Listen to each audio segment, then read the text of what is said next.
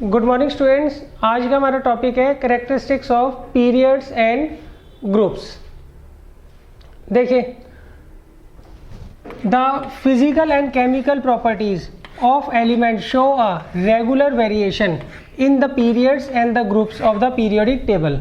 जब हम modern periodic table को देखते हैं तो जब भी आप उसमें डाउन द ग्रुप जाओगे या फिर लेफ्ट टू राइट जाओगे पीरियड में, तो आपको एक रेगुलर वेरिएशन जो है एलिमेंट्स की फिजिकल और केमिकल प्रॉपर्टीज में देखने को मिलेगा। क्लियर है? आप एक बार ध्यान रखिएगा, ग्रुप में हमेशा हम डाउन द ग्रुप जाते हैं और पीरियड में हमेशा लेफ्ट टू राइट जाते हैं। ग्रुप में डाउन द ग्रुप और पीरियड में लेफ्ट टू राइट जाते हैं। तो जब भी आप ग्रुप में डाउन द ग्रुप जाएंगे और पीरियड में लेफ्ट टू राइट जाएंगे तो आपको ये दिखाई देगा कि जितने भी एलिमेंट्स हैं उनकी फिजिकल और केमिकल प्रॉपर्टीज़ में एक रेगुलर वेरिएशन आपको देखने को नजर आएगा। इसी को आज हम पढ़ेंगे। तो सबसे पहले देखिए, हम पढ़ते हैं कैरेक्टरिस्टिक्स ऑफ पीरियड्स। सबसे पहले हमें पढ़ना है कैरेक्टरिस्टिक्स ऑफ पीरियड्स। अब देखिए, सबसे पहले आता है पीरियड्स के अंदर number of valence electrons. Number of valence electrons.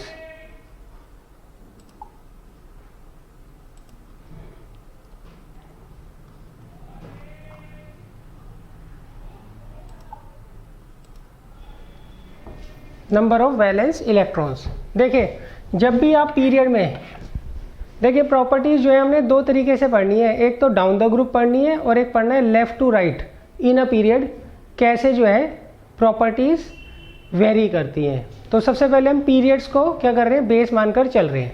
तो सबसे पहले आता है वैलेंस इलेक्ट्रॉन्स। वैलेंस इलेक्ट्रॉन्स का मतलब क्या होता है? Number of electrons in the outermost shell. Number of electrons in the outermost shell. On moving from left to right in a period, the number of valence electrons in an element increases from 1 to 0, though in the first period it increases from 1 to 2। देखिए, जब भी आप period में left to right जाएंगे तो number of valence electrons जो होते हैं वो हमेशा 1 to 8 क्या होते हैं, इंक्रीज होते हैं। जैसे मान लीजिए आपको ये आप थर्ड पीरियड दे रखा है। थर्ड पीरियड का जो पहला एलिमेंट है सोडियम, उसकी आखिरी शेल में कितने इलेक्ट्रॉन्स हैं? 1 इलेक्ट्रॉन है। मैग्नीशियम की आखिरी शेल में कितने इलेक्ट्रॉन्स हैं? 2 हैं। एल्युमिनियम में 3, सिलिकॉन में 4, फॉस्फोरस में 5, सल्फर में 6, क्लोरीन में 7 और आर्गन में 8। तो अब देखिए, पीरियड में जब भी आप लेफ्ट टू राइट जाएंगे तो number of valence electrons, number of valence electrons का मतलब क्या होता है? Number of electrons in the outermost shell, वो 1 से इंक्रीज होता हुआ कहाँ तक जाएगा? 8 तक जाएगा। क्लियर है? तो ये चीज़ आप ध्यान रखिएगा। अच्छा, इसमें आप एक बात ध्यान रखिएगा कि जो फर्स्ट पीरियड होता है, फर्स्ट पीरियड जो होता है उसमें सिर्फ 2 ही एलिमेंट्स होते हैं। एक होता है हाइड्रोजन और एक होता है हीलियम। वो एक्सेप्शनल केस है। उसमें जो नंबर ऑफ वैलेंस इलेक्ट्रॉन्स होते हैं वो 1 से लेके 2 तक जाते हैं बस। हाइड्रोजन में नंबर ऑफ वैलेंस इलेक्ट्रॉन्स कितने होते हैं? 1। और हीलियम में नंबर ऑफ वैलेंस इलेक्ट्रॉन्स कितने होते हैं? 2। तो वहाँ पे जो नंबर ऑफ वैलेंस इलेक्ट्रॉन्स होंगे वो 1 से लेके 2 तक जाएंगे। बाकी जितने भी पीरियड्स होंगे उसमें नंबर ऑफ वैलेंस इलेक्ट्रॉन्स जो होंगे वो 1 से लेके कहाँ तक जाते हैं? 8 तक जाते हैं। तो इसको बच्चों आप ध्यान रखिएगा। On going left to right in a period, number of valence electrons increases from 1 to 8। सही है? एक्सेप्शनल केस कौन सा है बच्चों? First period. फर्स्ट पीरियड में 2 ही एलिमेंट होते हैं। एक होता है हाइड्रोजन और एक होता है हीलियम। हाइड्रोजन की आखिरी शेल में 1 इलेक्ट्रॉन होता है और हीलियम की आखिरी शेल में 2 इलेक्ट्रॉन्स होते हैं। इसके अलावा जितने भी पीरियड्स होंगे उनके जो एलिमेंट्स होंगे उनमें जब भी आप लेफ्ट टू राइट जाएंगे तो नंबर ऑफ वैलेंस इलेक्ट्रॉन्स 1 से लेके 8 तक जाएंगे। पहले 1 होगा, फिर 2, then 3, then 4, then 5, then 6, then 7, then 8। अब बच्चों आता है वैलेंसी। अच्छा, वैलेंस इलेक्ट्रॉन्स का मतलब क्या होता है? वैलेंस इलेक्ट्रॉन्स का मतलब होता है number of electrons in the outermost shell. Number of electrons in the outermost shell. तो देखिए, आप प्रॉपर्टीज को पढ़ने से पहले एक बार इलेक्ट्रॉनिक कॉन्फ़िगरेशन की जरूर प्रैक्टिस कर लीजिएगा। अच्छा, फिर आता है वैलेंसी। क्या होता है वैलेंसी का मतलब होता है कि कितने इलेक्ट्रॉन्स जो एलिमेंट का एटम है वो देगा या लेगा to attend the electronic configuration of nearest noble gas. तो देखिए वैलेंस इलेक्ट्रॉन्स जो होते हैं पहले 1 से लेके 4 तक इंक्रीज होते हैं और फिर 4 से लेके 0 तक क्या होते हैं, डिक्रीज होते हैं। जैसे हम थर्ड पीरियड की बात कर रहे हैं, इसका पहला एलिमेंट होता है सोडियम, उसका इलेक्ट्रॉनिक कॉन्फ़िगरेशन होता है 281। मैग्नीशियम दूसरा एलिमेंट होता है, इसका इलेक्ट्रॉनिक कॉन्फ़िगरेशन होता है 282। तीसरा एल्यूमिनियम होता है 283। सिलिकॉन होता है 284। फॉस्फोरस होता है 285। सल्फर होता है 286। क्लोरीन होता है 287। आर्गन होता है 288। क्लियर है? तो अब देखिए आप इसकी वैलेंसी कैसे निकालेंगे। सही, इसे नियरेस्ट, इसके नियरेस्ट कौन सा होता है बच्चों, नियोन होता है, इनर्ट गैस, और उसका इलेक्ट्रॉनिक कॉन्फ़िगरेशन क्या होता है, 28 होता है। तो इसको इस तरह का इलेक्ट्रॉनिक कॉन्फ़िगरेशन बनाने के लिए ये क्या करता है, एक इलेक्ट्रॉन को लूज करता है, इसलिए इसकी वैलेंसी क्या होती है, 1 होती है। मैग्नीशियम के नियरेस्ट नोबेल गैस कौन सी होती है, नियोन। अब इसको नियोन की तरह बनने के लिए ये क्या करता है, 2 इलेक्ट्रॉन्स को लूज करता है, इसीलिए इसकी वैलेंसी 2 होती है। Next aluminium. एल्युमिनियम की आउटर मोस्ट शेल में 3 इलेक्ट्रॉन्स होते हैं और इसके नज़दीक नियोन जो होता है वो इनर्ट गैस पड़ती है। सही है, तो इसको इसकी तरह इलेक्ट्रॉनिक कॉन्फ़िगरेशन करने की तरह ये क्या करता है, 3 इलेक्ट्रॉन को लूज करता है, इसलिए इसकी वैलेंसी क्या होती है, 4 होती है। सिलिकॉन के नियरेस्ट दोनों होती है, नियोन और आर्गन, दोनों जो होते हैं इससे इक्वल डिस्टेंस पर होते हैं। तो ये किसकी तरह बनने की कोशिश करता है, ये आर्गन की तरह बनने की कोशिश करता है। उसके लिए क्या करता है, 4 इलेक्ट्रॉन्स को शेयर करता है, इसलिए इसकी वैलेंसी क्या होती है, 4 होती है। फॉस्फोरस के नियरेस्ट कौन पड़ता है बच्चों, आर्गन, इसका इलेक्ट्रॉनिक कॉन्फ़िगरेशन होता है 285। इसे 3 इलेक्ट्रॉन्स या तो लेने होते हैं या शेयर करने होते हैं to attend the electronic configuration of argon, इसलिए इसकी वैलेंसी क्या होती है बच्चों, 3। सिमिलरली सल्फर की 2, क्लोरीन की 1 और आर्गन की 0। तो देखिए यहाँ पर जब आप लेफ़्ट टू राइट जाते हैं किसमें, थर्ड पीरियड के अंदर, तो वैलेंसी पहले तो 1 से लेके 4 तक इंक्रीज हो रही है, देन 4 से 0 तक क्या हो रही है, डिक्रीज हो रही है। तो बच्चों यहाँ पर आप नंबर ऑफ वैलेंस इलेक्ट्रॉन्स और वैलेंसी इन दोनों में डिफरेंस जरूर देख लीजिए। देखिए नंबर ऑफ वैलेंस इलेक्ट्रॉन्स का मतलब है आखिरी शेल में कितने इलेक्ट्रॉन्स हैं। इसकी आखिरी शेल में 1 इलेक्ट्रॉन है, इसकी आखिरी शेल में 2 हैं, इसकी आखिरी शेल में 3 इलेक्ट्रॉन है, सिलिकॉन की आखिरी शेल में 4 इलेक्ट्रॉन्स होते हैं, फॉस्फोरस की आखिरी शेल में 5 इलेक्ट्रॉन्स होते हैं, सल्फर की आखिरी शेल में 6 इलेक्ट्रॉन्स होते हैं, क्लोरीन की आखिरी शेल में 7 इलेक्ट्रॉन्स होते हैं, आर्गन की आखिरी शेल में 8 इलेक्ट्रॉन्स होते हैं। मगर इसकी वैलेंसी 1 है, इसकी वैलेंसी 2 है, इसकी वैलेंसी 3 है, इसकी वैलेंसी 4 है, इसकी वैलेंसी 3 है, इसकी वैलेंसी 2 है, इसकी वैलेंसी 1 है और इसकी वैलेंसी 0 है। क्लियर है? तो वैलेंसी जब भी आप लेफ़्ट टू राइट जाओगे पीरियड के अंदर, तो पहले 1 से लेके 4 तक इंक्रीज होती है, फिर 4 से क्या होती है, 0 तक डिक्रीज होती है। क्लियर है? अच्छा, यहाँ पर भी फर्स्ट पीरियड जो होगा वो एक्सेप्शनल केस होगा। फर्स्ट पीरियड में केवल 2 ही एलिमेंट होते हैं, एक होता है हाइड्रोजन और एक होता है हीलियम। हाइड्रोजन की वैलेंसी 1 होती है और हीलियम की वैलेंसी क्या होती है बच्चों, 0। हीलियम की वैलेंसी 0 क्यों होती है, क्योंकि इसके पास एक ही शेल होती है और उसमें 2 इलेक्ट्रॉन्स होते हैं। अगर किसी एलिमेंट के एटम में एक शेल होती है तो उसकी आखिरी शेल में 2 ही इलेक्ट्रॉन मैक्सिमम हो सकते हैं, इसलिए इसकी जो ऑक्टेंट होता है वो पूरा होता है, इसका ऑक्टेट जो होता है वो पूरा होता है। क्लियर? इसकी आखिरी शेल भरी हुई होती है, इसलिए इसकी वैलेंसी क्या होती है बच्चों, 0 होती है। ये आप ध्यान रखिएगा। तो बच्चों एक बात ध्यान रखिएगा, जब भी आप प्रॉपर्टीज़ को देखते हैं पीरियड के अकॉर्डिंग, तो हमेशा हम लेफ़्ट टू राइट ही चेक करते हैं। हमेशा हम क्या करेंगे बच्चों, लेफ़्ट टू राइट ही चेक करेंगे।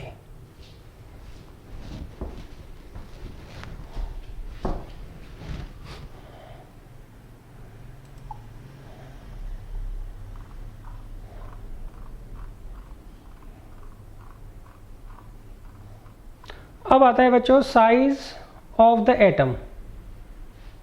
साइज ऑफ द एटम,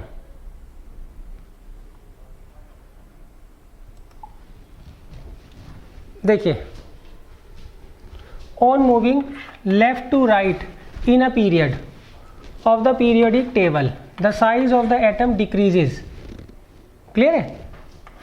अच्छा, जब भी आप पीरियड में लेफ़्ट टू राइट जाएंगे तो साइज़ जो होता है एटम का वो क्या होता है? डिक्रीज होता है। Since the size of an atom is represented by the atomic radii, we can also say that on moving left to right in a period of the periodic table the atomic radii of the element decreases. Clear है? अच्छा देखिए, atomic size और atomic radii एक ही बात होती है, ये आप ध्यान रखिएगा। एटॉमिक साइज और एटॉमिक रेडियाई दोनों क्या होती है बच्चों? एक ही बात होती है, ये आप ध्यान रखिएगा। जितना बड़ा साइज होगा उतना बड़ा क्या होगा? एटॉमिक रेडियाई होगा। क्लियर है? जब भी आप पीरियड में लेफ़्ट टू राइट जाते हैं, कहाँ जाते हैं बच्चों? लेफ़्ट टू राइट जाते हैं, तो उस केस में क्या होता है बच्चों? जो एटम का साइज होता है एलिमेंट्स के, वो क्या होता है? डिक्रीज होता है। वो क्या होता है? डिक्रीज होता है। तो आप ये भी कह सकते हैं एटम का साइज डिक्रीज होता है, और आप ये भी कह सकते हैं कि उसका जो एटॉमिक रेडियाई होता है वो भी क्या होता है? डिक्रीज होता है।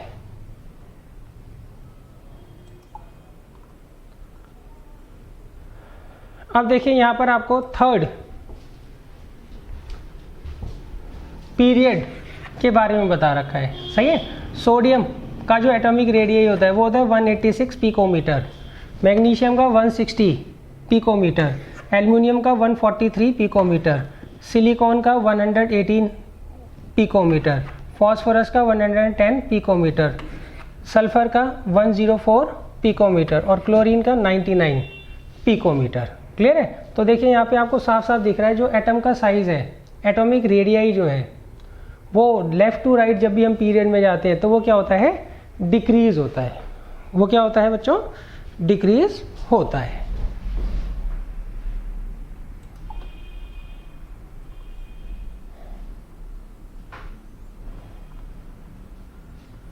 अच्छा, अब देखिए ऐसा है, इसका आप कॉज क्या है ये जान लीजिए। सही है?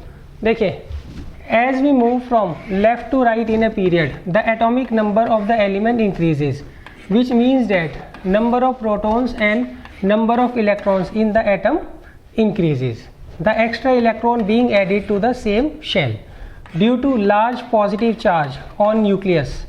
The electrons are pulled in more close to the nucleus and the size of the atom decreases. Clear है? देखिए इसको मैं आपको थर्ड पीरियड का एग्जांपल लेकर समझाता हूँ। देखिए यहाँ पर इन्होंने रखा है आपको, सोडियम का जो एटॉमिक नंबर होता है वो होता है 11 और इसका इलेक्ट्रॉनिक कॉन्फ़िगरेशन होता है 281। मैग्नीशियम का एटॉमिक नंबर होता है 12, इसका इलेक्ट्रॉनिक कॉन्फ़िगरेशन होता है 282। एल्युमिनियम का एटॉमिक नंबर होता है 13 और इसका इलेक्ट्रॉनिक कॉन्फ़िगरेशन होता है 283। सिलिकॉन का 14 284, फॉस्फोरस का 15 285, सल्फर का 16 286, क्लोरीन का 17 और इसका इलेक्ट्रॉनिक कॉन्फ़िगरेशन होता है 287। अब देखिए throughout third period from going left to right, सही है, जो नंबर ऑफ शेल्स है वो सेम है। नंबर ऑफ शेल्स क्या है? सबकी 3 है। मगर होता क्या है, जैसे आप लेफ़्ट टू राइट मूव कर रहे हैं किसमें? पीरियड के अंदर, तो जो थर्ड शेल है उसमें एक इलेक्ट्रॉन जो होता है वो एडअप हो रहा है। सही है? इसमें टोटल नंबर ऑफ इलेक्ट्रॉन्स कितने हैं? 11। यहाँ पे नंबर ऑफ इलेक्ट्रॉन्स कितने हैं? 12। और नंबर ऑफ इलेक्ट्रॉन्स यहाँ 13, यहाँ पर 14, यहाँ पे 15, यहाँ पे 16 और यहाँ पे 17। तो देखिए जब भी आप लेफ़्ट टू राइट जाते हैं पीरियड के अंदर तो आपको ये दिखेगा कि जो नंबर ऑफ इलेक्ट्रॉन्स है वो बढ़ रहे हैं। नंबर ऑफ इलेक्ट्रॉन्स क्या कर रहे हैं? वो बढ़ रहे हैं। क्लियर है? तो इस केस में क्या होता है, जैसे सोडियम है, सोडियम की जो न्यूक्लियस होती है उसमें कितने प्रोटॉन्स होते हैं? 11। और इसकी जो आखिरी शेल होती है उसमें कितने इलेक्ट्रॉन होते हैं बच्चों? सिर्फ 1 इलेक्ट्रॉन होता है। वेयर एज मैग्नीशियम की जो न्यूक्लियस होता है उसमें कितने प्रोटॉन्स होते हैं? 12। जितने इलेक्ट्रॉन्स होंगे उतने ही प्रोटॉन्स होंगे। और इसकी आउटर मोस्ट शेल में कितने इलेक्ट्रॉन्स होते हैं? 2 इलेक्ट्रॉन होते हैं। तो देखिए यहाँ पर अगर मैं इन दोनों का कंपैरिजन करता हूँ तो आपको यहाँ दिखेगा कि यहाँ पे जो न्यूक्लियर चार्ज है वो कम है और यहाँ पर जो न्यूक्लियर चार्ज है वो क्या है? ज़्यादा है। यहाँ पर एक्स्ट्रा प्रोटॉन है इसके मुकाबले। सही है? तो तो यहाँ पर नंबर ऑफ प्रोटॉन्स और नंबर ऑफ इलेक्ट्रॉन्स ज़्यादा है, इसलिए उनके बीच में फोर्स ऑफ अट्रैक्शन ज़्यादा होती है, इसलिए वो एक दूसरे के नज़दीक आ जाते हैं। जितने ज़्यादा इलेक्ट्रॉन्स और प्रोटॉन्स ज़्यादा होंगे, जितने ज़्यादा इलेक्ट्रॉन्स और प्रोटॉन्स होंगे उतना ज़्यादा क्या होता है, उनके बीच में फोर्स ऑफ अट्रैक्शन क्या होती है, बढ़ती है। इसलिए इलेक्ट्रॉन्स जो होते हैं वो न्यूक्लियस के ज़्यादा नज़दीक आ जाते हैं, इसलिए एटम का जो साइज होता है वो क्या होता है, डिक्रीज हो जाता है in going left to right in a period. देखिए जब आप लेफ्ट टू राइट जा रहे हैं पीरियड के अंदर, तो यहाँ पे हर प्लेस के बाद, सही है, हर प्लेस के बाद क्या हो रहा है, एक इलेक्ट्रॉन जो हो रहा है वो इंक्रीज हो रहा है। इस कारण क्या होता है, नंबर ऑफ इलेक्ट्रॉन्स और नंबर ऑफ प्रोटॉन्स बढ़ रहे हैं, उस कारण न्यूक्लियर चार्ज बढ़ जाता है। इसलिए जो इलेक्ट्रॉन्स और प्रोटॉन्स होते हैं वो क्या होते हैं, नज़दीक आ जाते हैं, या आप ये कह सकते हैं इलेक्ट्रॉन्स जो होते हैं वो न्यूक्लियस के ज़्यादा नज़दीक आ जाते हैं। इसलिए जो एटम का साइज है वो क्या होता है, डिक्रीज हो जाता है on going left to right in a period.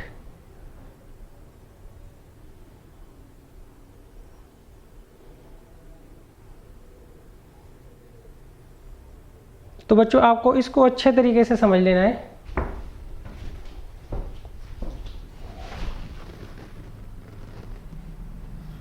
अब तक हम 3 प्रॉपर्टीज पढ़ चुके हैं। पहला वैलेंस इलेक्ट्रॉन्स, सेकंड वैलेंसी, और थर्ड हमने पढ़ा है एटॉमिक रेडियाई। अब देखिए नेक्स्ट आता है मेटेलिक कैरेक्टर। देखिए मेटेलिक कैरेक्टर का मतलब क्या होता है, कौन सा एलिमेंट कितना ज़्यादा क्या होता है, मेटेलिक होता है। क्लियर है। मेटेलिक कैरेक्टर का मतलब होता है ability to lose electron, ability to lose electron. जो जितना इजीली इलेक्ट्रॉन्स को लूज कर देता है वो उतना ज़्यादा क्या होता है, मेटेलिक होता है। क्लियर है। अच्छा अब देखिए on moving from left to right in a period the metallic character of the element decreases. यहाँ पर जो मेटेलिक कैरेक्टर होगा वो क्या होगा, डिक्रीजेज होगा, but the non metallic character वो क्या होगा, इंक्रीज होगा। क्लियर है। अच्छा आप इसको ना इस तरीके से भी कर सकते हैं कि लेफ्ट साइड में क्या होते हैं, लेफ्ट साइड में क्या होते हैं बच्चों, मेटल्स, और राइट साइड में क्या होते हैं, नॉन मेटल्स। सही है। तो जब आप लेफ्ट टू राइट जाओगे तो यहाँ पे मेटल्स होंगे और वहाँ पर क्या होंगे, नॉन मेटल्स होंगे। इसलिए metallic character on going left to right in a period वो क्या होता है, डिक्रीज होता है, और नॉन मेटेलिक कैरेक्टर क्या होता है, इंक्रीज होता है। क्लियर है। हमने पीरियोडिक टेबल पढ़ी थी, उसमें हमने पढ़ा था कि लेफ्ट साइड में तो मेटल्स प्लेस्ड होते हैं, राइट साइड में नॉन मेटल्स क्या होते हैं, प्लेस्ड होते हैं, और उनके बीच की जो लाइनिंग होती है, डिवाइडिंग लाइनिंग होती है, वो किसकी होती है, वो मेटलॉइड्स की होती है। वो बच्चों किसकी होती है, वो मेटलॉइड्स की होती है। तो इसमें आप ध्यान रखिएगा जब भी आप लेफ़्ट टू राइट जाते हैं किसमें, पीरियड में, तो जो मेटेलिक कैरेक्टर होता है वो तो डिक्रीज होता है, मगर नॉन मेटेलिक कैरेक्टर जो होता है वो इंक्रीज होता है। वो क्या होता है, इंक्रीज होता है। क्लियर है। अब जैसे मैं आपको थर्ड ग्रुप का एग्जांपल देता हूँ, थर्ड पीरियड का एग्जांपल देता हूँ, सॉरी। यहाँ पे सोडियम, मैग्नीशियम और एल्युमिनियम ये तीनों के तीनों क्या है, मेटल्स हैं। फॉस्फोरस, सल्फर और क्लोरीन ये तीनों के तीनों क्या है, नॉन मेटल्स हैं। और सिलिकॉन क्या है, मेटलॉइड है। मतलब जब तक आप लेफ्ट में रहेंगे तो मेटल्स होंगे, मिड में आएंगे तो मेटलॉइड होंगे, राइट साइड में जाएंगे तो नॉन मेटल्स आ जाएंगे। तो इस तरीके से भी आप याद कर सकते हो। जब भी आप लेफ्ट टू राइट जाएंगे किसमें, पीरियड के अंदर, तो उस केस में क्या होगा, लेफ्ट टू राइट जाएंगे पीरियड के अंदर तो मेटेलिक कैरेक्टर जो होगा वो एलिमेंट्स का क्या होता है, डिक्रीज होता है, और नॉन मेटेलिक कैरेक्टर्स क्या होता है, इंक्रीज होता है। क्लियर है बच्चों।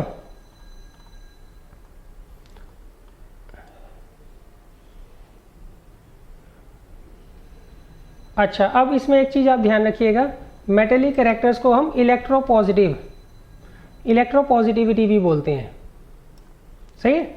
Metals lose electrons and form positive ions, so metals are electropositive elements. Metals जब भी इलेक्ट्रॉन्स लूज करते हैं तो वो क्या करते हैं, पॉजिटिव आयंस बनाते हैं, इसलिए हम क्या बोलते हैं, इलेक्ट्रोपॉजिटिव एलिमेंट्स बोलते हैं।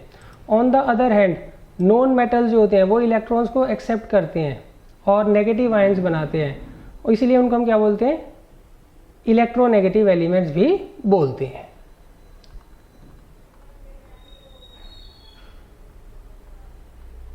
अब देखिए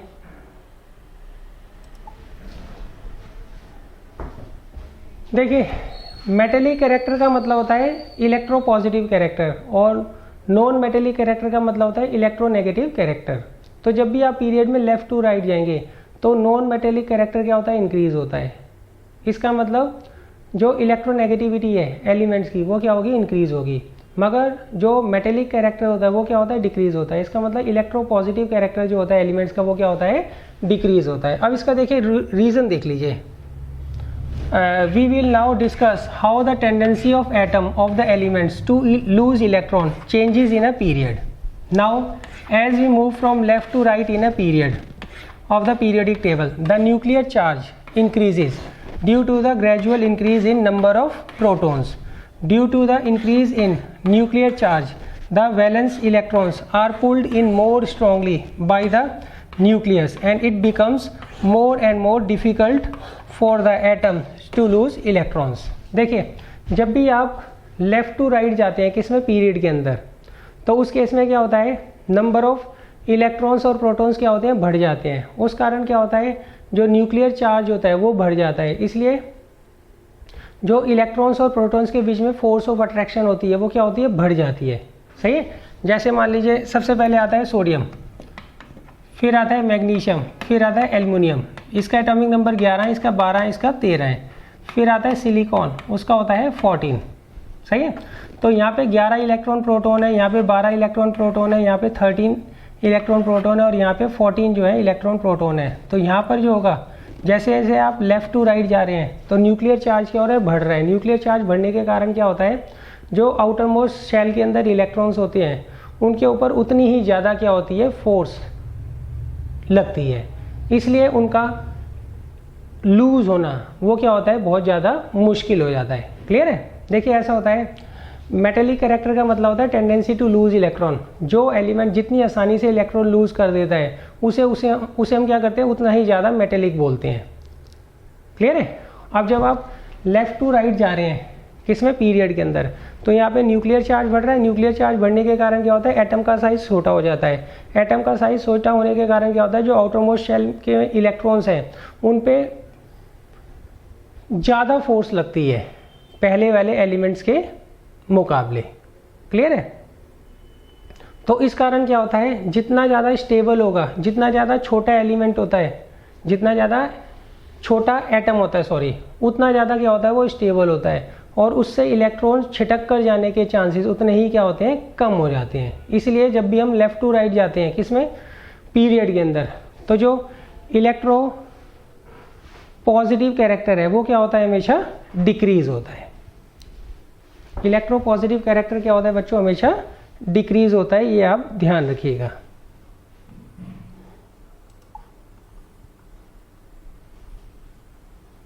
क्लियर है। देखिए ये मैं आपको थर्ड पीरियड के एग्जांपल देकर समझाता हूँ।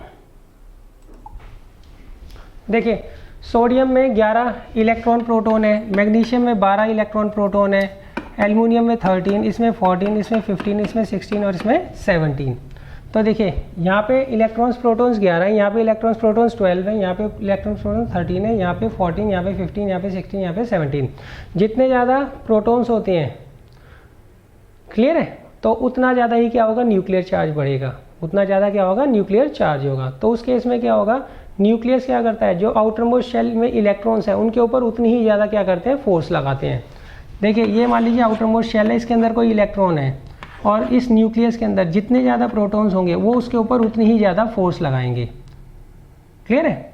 तो अब इस केस में आउटर मोस्ट शेल के ऊपर, आउटर मोस्ट शेल में जो इलेक्ट्रॉन होता है उसके ऊपर 11 प्रोटॉन्स क्या कर रहे होते हैं, फोर्स लगा रहे होते हैं। यहाँ पर 12, यहाँ पे 13, यहाँ पे 14, यहाँ पे 15, यहाँ पे 16, यहाँ पे 17। तो सबसे ज़्यादा आउटर मोस्ट शेल में के इलेक्ट्रॉन्स के ऊपर क्लोरीन का जो न्यूक्लियस होता है वो क्या करता है, फोर्स लगाता है। क्लियर है। इसलिए इसमें से इलेक्ट्रॉन को छिटकते जाने के चांसेस क्या होते हैं, ना के बराबर होती हैं। इसलिए जब आप लेफ़्ट टू राइट जाते हो किसमें, पीरियड के अंदर, तो उसमें क्या होता है, एटम का जो साइज़ होता है छोटा होता है। जितना ज़्यादा एटम का साइज़ छोटा होगा उतना एटम क्या होता है, स्टेबल होता है, और जितना ज़्यादा स्टेबल होता है उतना उसमें से इलेक्ट्रॉन्स के छिटक के जाने के चांसेस क्या होते हैं, कम हो जाते हैं। इसलिए वो क्या होता है, उतना कम इलेक्ट्रो पॉजिटिव होता है। क्लियर है। अच्छा, इलेक्ट्रोनेगेटिविटी देखिए, जब भी आप लेफ़्ट टू राइट जाएंगे, सही है, तो एटम का साइज छोटा हो रहा है, एटम का साइज छोटा हो रहा है तो वो ज़्यादा स्टेबल हो रहा है, ज़्यादा स्टेबल हो रहा है तो उसके इलेक्ट्रॉन के गेन करने की टेंडेंसी दूसरे किसी एलिमेंट के एटम से वो क्या होती है, बढ़ जाती है। इसलिए इसका जो इलेक्ट्रोनेगेटिव कैरेक्टर है वो क्या होता है, on going left to right in a period, वो क्या होता है बच्चों, बढ़ जाता है। क्लियर है? तो बच्चों अब तक हमने कितनी टोटल 4 प्रॉपर्टीज अब तक पढ़ ली हैं।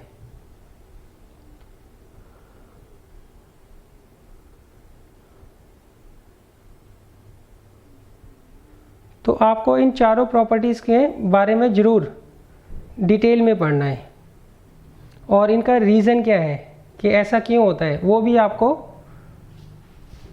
ध्यान में रखना है।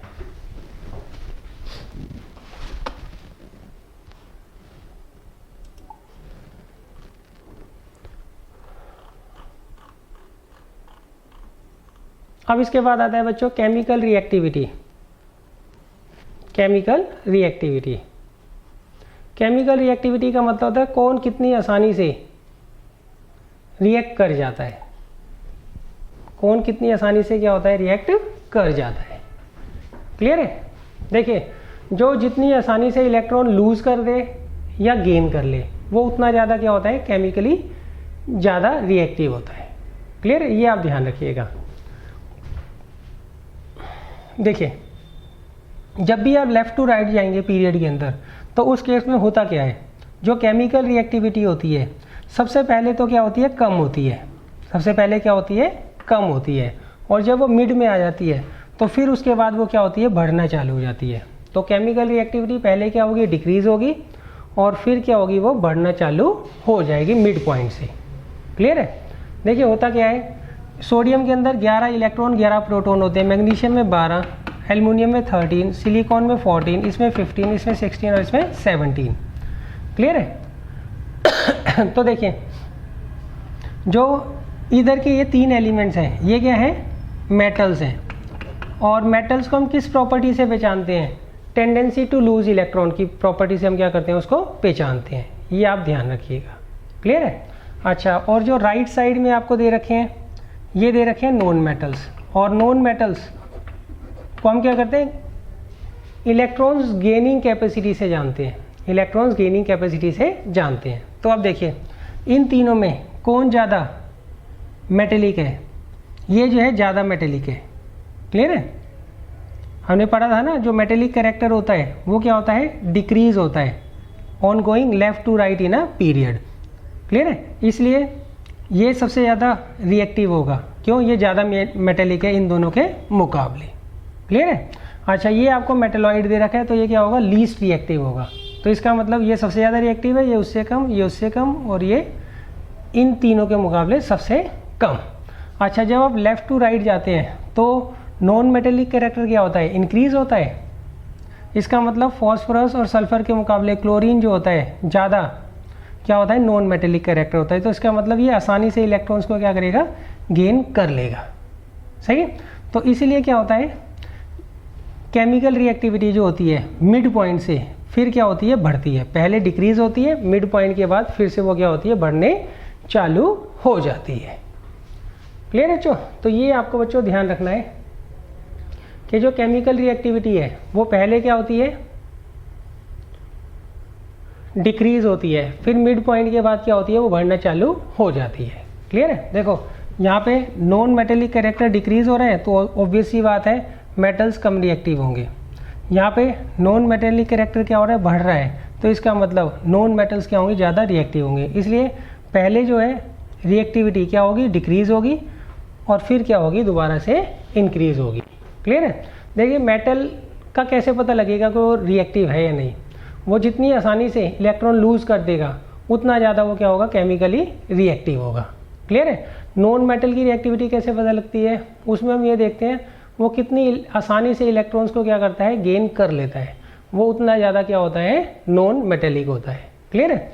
तो हमने पढ़ा है मेटेलिक कैरेक्टर डिक्रीज होता है, तो इसका मतलब यहाँ पे मेटल की रिएक्टिविटी भी क्या होगी, कम होगी on going left to right in a period. अच्छा, left to right in a period non metallic character क्या होता है, इंक्रीज होता है, तो इसका मतलब यहाँ पे नॉन मेटल्स की रिएक्टिविटी क्या होगी, बढ़ जाएगी। तो ये बच्चों आपको ध्यान रखना है।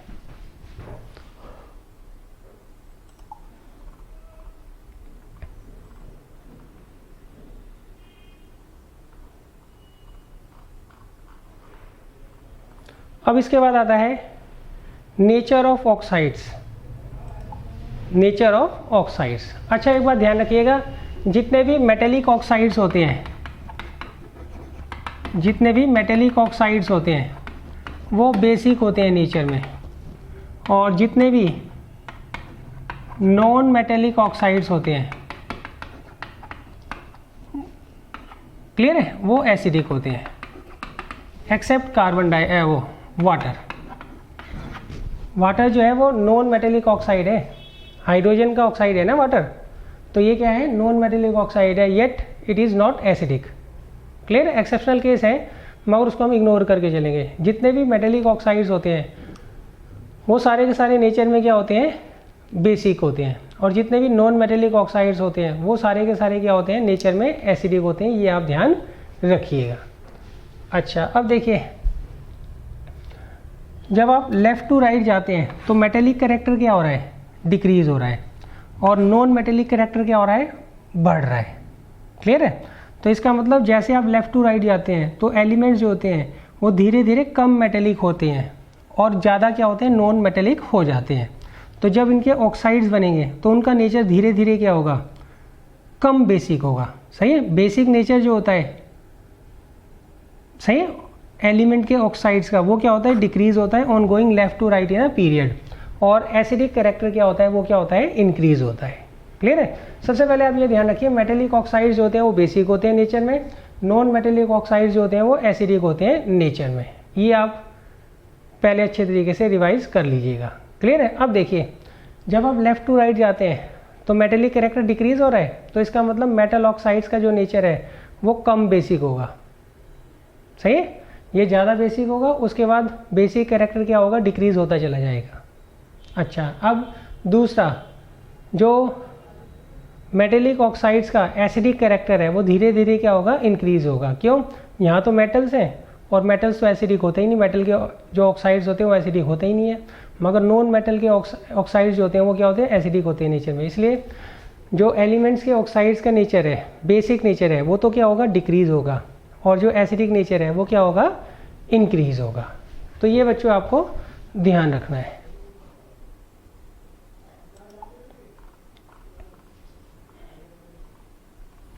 अब बच्चों ये क्वेश्चन है, ये आपको करने हैं, मैं अभी आपको नहीं डिस्कस करवा रहा हूँ। सही है, अभी हम क्या पढ़ेंगे, कैरेक्टरिस्टिक्स ऑफ ग्रुप्स पढ़ेंगे। अब देखिए ग्रुप्स में क्या होता है, ग्रुप्स में हमेशा हम डाउन द ग्रुप जाते हैं। हमने ये तो पढ़ लिया पीरियड में कैसे वेरिएशन होगा, अब हमें क्या करना है, ग्रुप्स के अंदर वेरिएशन देखना है। तो इसमें सबसे पहले आता है valence electrons. Valence electrons, valence electrons का मतलब होता है number of electrons in the outermost shell. इसका मतलब होता है number of electrons in the outermost shell. देखिए अब आपको यहाँ पे पहला ग्रुप दे रखा है, यहाँ पर आपको फर्स्ट ग्रुप दे रखा है। क्लियर है, इसमें एक बात ध्यान रखिएगा, on going down in a group number of valence electrons वो क्या होते हैं, हमेशा सेम रहते हैं। वो हमेशा क्या रहते हैं, सेम रहते हैं। जैसे फर्स्ट ग्रुप है, फर्स्ट ग्रुप का पहला एलिमेंट है लिथियम, दूसरा है सोडियम और तीसरा है पोटेशियम। इन सब की आखिरी शेल में क्या होता है, एक ही इलेक्ट्रॉन होता है। क्लियर है, तो on going down the group number of valence electrons remains the same.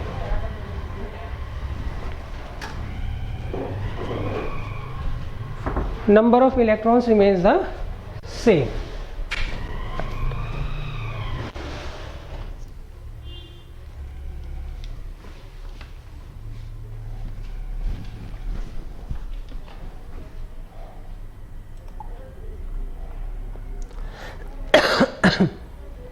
अब देखिए ये ग्रुप 2 है, इसके हर एलिमेंट के आउटर मोस्ट शेल में क्या होंगे, 2 ही इलेक्ट्रॉन्स होंगे।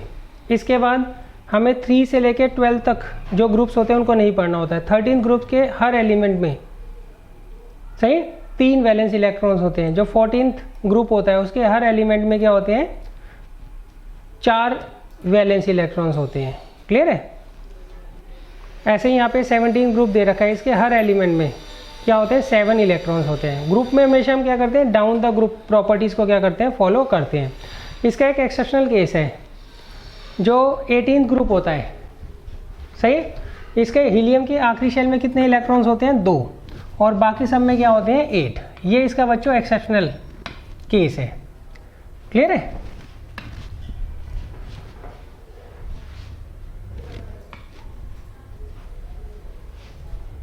अच्छा, जब भी आप डाउन द ग्रुप जाते हैं तो नंबर ऑफ वैलेंस इलेक्ट्रॉन्स वो हमेशा क्या रहते हैं बच्चों, सेम रहते हैं। इसके बाद आता है वैलेंसी। वैलेंसी भी बच्चों सेम रहती है on going down in a group, सही। वैलेंसी जो होती है वो भी क्या रहती है, सेम रहती है। Number of valence electron same है तो इसका मतलब वैलेंसी जो है वो भी क्या होगी, सेम होगी on going down in a group. अच्छा, इसके बाद आता है size of atom. Size of atom देखिए, on going down in a group of the periodic table, atom का जो साइज होता है वो क्या होता है, बढ़ता है। एटम का साइज जो होता है वो बढ़ता है। जैसे कि मान लीजिए आपको पहला पीरियड दे रखा है, उसका पहला एलिमेंट क्या होता है, हाइड्रोजन, दूसरा क्या होता है, लिथियम, तीसरा क्या होता है, सोडियम, और फोर्थ क्या होता है, पोटेशियम। तो इसकी एक शेल होती है, इसमें कितनी शेल्स होती हैं बच्चों, 2, इसमें कितनी शेल्स होती हैं, 3, और इसमें कितनी शेल्स होती हैं, 4। तो on going down in a group number of shells increases, as a result the size of the atom या एटॉमिक रेडियाई वो क्या होता है, वो भी इंक्रीज होता है।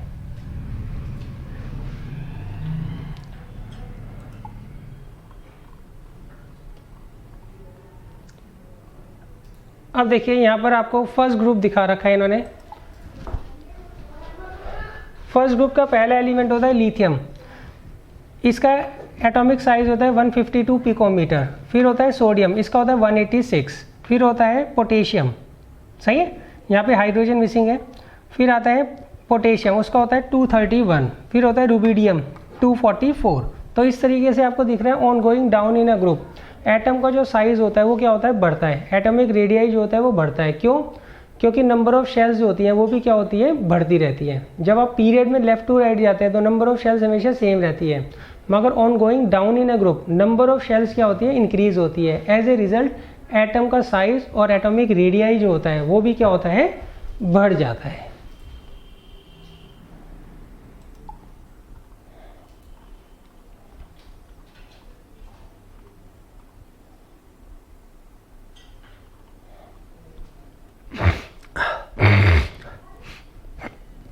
फिर आता है बच्चों metallic character.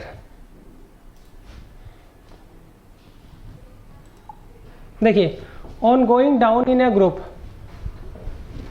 Of the periodic table the metallic character of the element increases. सही, मेटेलिक कैरेक्टर जो होता है, देखिए जब भी आप डाउन द ग्रुप जाते हैं तो नंबर ऑफ शेल्स क्या होती है, बढ़ती है। नंबर ऑफ शेल्स बढ़ने के कारण क्या होता है, जो एटम का साइज है वो बढ़ता है। एटम का साइज बढ़ने के कारण क्या होता है, वो अनस्टेबल होता है। जितना छोटा एटम होता है उतना ज़्यादा वो स्टेबल होता है, जितना बड़ा एटम होता है उतना ज़्यादा वो क्या होता है, अनस्टेबल होता है। जितना ज़्यादा वो अनस्टेबल होगा उतना जो इलेक्ट्रॉन्स होते हैं आउटर मोस्ट शेल में उनके छिटक के जाने के चांसेस क्या होते हैं, बढ़ जाते हैं। क्लियर है। तो इस कारण क्या होता है, मेटेलिक कैरेक्टर जो होता है on going down in a group वो क्या होता है, हमेशा इंक्रीज होता है। वो क्या होता है, हमेशा बच्चों इंक्रीज होता है। क्लियर है। तो ये आप ध्यान रखिएगा, जब भी आप ग्रुप में नीचे की तरफ जाएंगे तो नंबर ऑफ शेल्स जो होती हैं वो बढ़ती हैं। जैसे मान लीजिए फर्स्ट ग्रुप दे रखा है, इसका पहला एलिमेंट हमने लिथियम ले लिया, इसमें 2 शेल्स होती हैं। दूसरा होता है सोडियम, इसमें 3 शेल्स होती हैं। इसमें 4 शेल्स होती है, इसमें 5, इसमें 6 और इसमें 7। अब देखिए on going down in a group number of shells क्या हो रही है, बढ़ रही है। नंबर ऑफ शेल्स बढ़ने के कारण क्या हो रहा है, एटॉमिक साइज जो रहा है वो बढ़ रहा है, एटॉमिक रेडियाई जो है वो बढ़ रहा है। और एटॉमिक साइज और एटॉमिक रेडियाई बढ़ने के कारण क्या हो रहा है, मैटर जो एलिमेंट है, सही, जो उसका जो एटम है वो क्या हो रहा है, अनस्टेबल हो रहा है। अनस्टेबल होने के कारण क्या होता है, उसके इलेक्ट्रॉन्स के छिटक कर जाने के चांसेस क्या होते हैं, वो बढ़ जाते हैं। इसी कारण क्या होता है, जो टेंडेंसी टू लूज इलेक्ट्रॉन होती है on going down in a group क्या होती है, बढ़ जाती है। इसलिए जो मेटेलिक कैरेक्टर होता है on going down in a group वो क्या होता है, बढ़ता है। वो क्या होता है, इंक्रीज होता है। अच्छा, अब अगर मान लीजिए आप नॉन मेटेलिक कैरेक्टर की बात करते हैं किसकी बात करते हैं बच्चों? नॉन मेटेलिक कैरेक्टर की बात करते हैं। तो on going down in A group वो क्या होगा बच्चों? डिक्रीज होगा। वो क्या होगा? डिक्रीज होगा। उसका भी मैं आपको रीज़न बताता हूँ। देखिए ये आपको 17 ग्रुप दे रखा है। इसका पहला एलिमेंट हमने फ्लोरीन ले लिया 2 7। इसमें कितनी शेल्स होती हैं? 2 शेल्स होती हैं। इसके बाद इसमें 3 शेल्स होती हैं, इसमें 2, इसमें 3, इसमें 4 शेल्स होती हैं और इसमें 5 शेल्स होती हैं। क्लियर है? अब देखिए on going down in a group, सही है, नंबर ऑफ शेल्स इंक्रीज हो रही है। नंबर ऑफ शेल्स इंक्रीज हो रही है तो इसका मतलब क्या होगा? एटम का जो साइज़ है वो बढ़ेगा, एटॉमिक रेडियाई जो है वो बढ़ेगा। उस कारण होता क्या, जो एलिमेंट होता है उसका जो एटम होता है वो अनस्टेबल होता है, और जो चीज़ अनस्टेबल होती है उससे अपने ही इलेक्ट्रॉन जो होते हैं वो संभाले नहीं जाते, तो वो दूसरों के इलेक्ट्रॉन्स को गेन करने की बात सोच भी नहीं सकता। इसलिए इलेक्ट्रॉन्स गेन करने की tendency on going down in a group वो क्या होती है? डिक्रीज होती है। वो क्या होती है? डिक्रीज होती है। क्लियर है? इसलिए जो नॉन मेटेलिक कैरेक्टर होगा वो क्या होगा? On going down in a group क्या होगा? डिक्रीज होगा। ये आपको ध्यान रखना है। अच्छा, मेटेलिक कैरेक्टर का मतलब क्या होता है? Electropositive character. और नॉन मेटेलिक कैरेक्टर क्या मतलब होता है? Electronegative character. क्लियर है? ये आप ध्यान रखिएगा। अच्छा, अब देखिए इसके बाद आता है केमिकल रिएक्टिविटी। केमिकल रिएक्टिविटी, देखिए केमिकल रिएक्टिविटी में हमें ये देखना होता है कौन सा जो एलिमेंट है कितनी आसानी से जो है वो रिएक्ट कर जाता है। अगर वो मेटल है तो हम ये देखेंगे वो कितनी आसानी से इलेक्ट्रॉन्स को लूज़ कर रहा है। अगर वो नॉन मेटल है तो हम ये देखेंगे कि वो कितनी आसानी से इलेक्ट्रॉन्स को क्या कर रहा है? गेन कर रहा है। ये हमारा इसके पीछे क्या होता है? मोटो होता है। क्लियर है? अब देखिए जब भी आप डाउन द ग्रुप जाएंगे मेटल्स के ग्रुप में, लेफ्ट साइड में मेटल्स के ग्रुप होते हैं, राइट साइड में क्या होते हैं? नॉन मेटल्स के ग्रुप होते हैं। मेटल्स के ग्रुप में पहला ग्रुप ही आप ले लीजिए, सही है। उसमें जब आप नीचे की तरफ जाएंगे तो नंबर ऑफ शेल्स इंक्रीज होती है। नंबर ऑफ शेल्स इंक्रीज होने के कारण क्या होता है? एटम का साइज क्या होता है? बढ़ता है। एटम का साइज बढ़ता है तो वो क्या होते हैं? अनस्टेबल होते हैं। जब वो अनस्टेबल होंगे तो उनके आउटर मोस्ट शेल के इलेक्ट्रॉन के छिटक के जाने के चांसेस क्या होते हैं? बढ़ जाते हैं। इसलिए metallic character on going down in a group क्या होता है? बढ़ता है। इसलिए जो इतने भी मेटल्स होते हैं उनकी reactivity on going down in a group वो क्या होती है? इंक्रीज होती है। वो क्या होती है? इंक्रीज होती है। वेयर एज अगर आप नॉन मेटल्स की बात करते हैं तो उसमें जब आप डाउन द ग्रुप जाएंगे वहाँ पर भी नंबर ऑफ शेल्स इंक्रीज होंगी। नंबर ऑफ शेल्स इंक्रीज होंगी तो एटम का साइज बढ़ेगा। एटम का साइज बढ़ेगा तो उसके इसमें वो अनस्टेबल होंगे। उसके जो इलेक्ट्रॉन्स होंगे आउटर मोस्ट शेल में, जब वो अनस्टेबल होंगे तो इसका मतलब उनके इलेक्ट्रॉन लूज़ करने की टेंडेंसी बढ़ेगी, तो इलेक्ट्रॉन्स गेन करने की टेंडेंसी ऑटोमेटिकली क्या होगी? कम हो जाएगी। तो इस केस में नॉन मेटल्स में on going down in a group non metallic character क्या होता है? डिक्रीज होता है।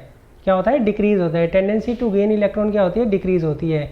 As a result non metals के अंदर on going down in a group chemical reactivity क्या होती है? कम होती है। तो ये बच्चों आपको ध्यान रखना है।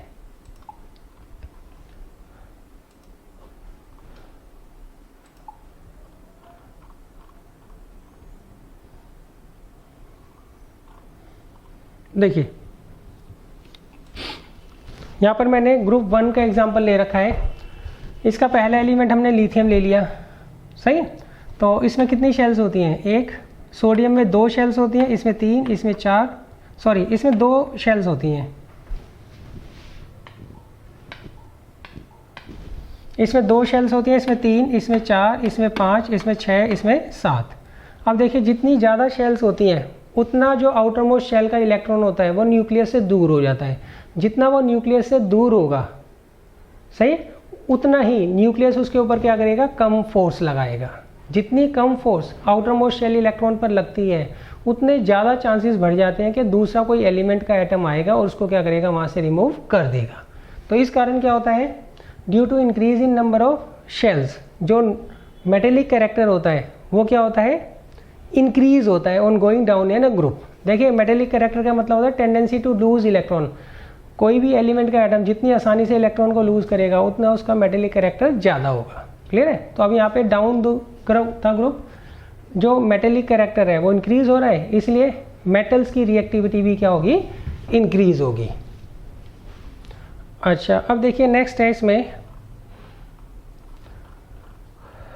नॉन मेटल्स के लिए हमने ले लिया बच्चों ग्रुप 17। ग्रुप 17 में भी बच्चों वही है, जैसे डाउन द ग्रुप जाओगे तो नंबर ऑफ शेल्स इंक्रीज होंगी, नंबर ऑफ शेल्स इंक्रीज होंगी तो इसका मतलब